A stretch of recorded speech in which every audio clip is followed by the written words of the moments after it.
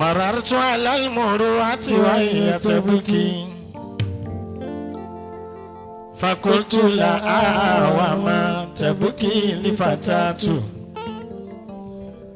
فقالت كيف الأبكي وعلي جميعا دون علينا سماتو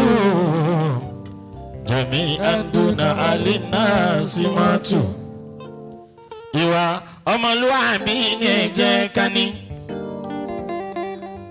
ìwà ọmọlúwàbí ni ẹ jẹ́ ká ní Yorùbá sọ wọ́n pé ẹ̀kọ́ gbọ́n ṣe wí àkókò jóyè sàn dẹnu mi ò ká lágbájá bọ́lá ń bá gbé sípò àṣẹ ṣayé jẹ́jẹ́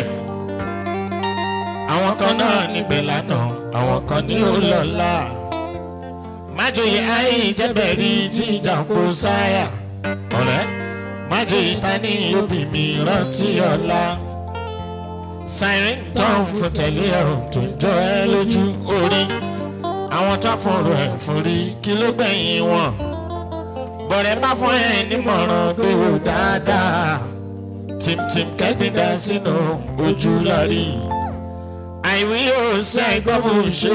Ayeloyun àgbọ̀ mágbà lókù tí ó jẹ̀bi Ọlọ́run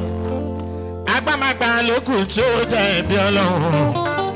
àgbọ̀ mágbà lókù tí ó jẹ̀bi Ọlọ́run.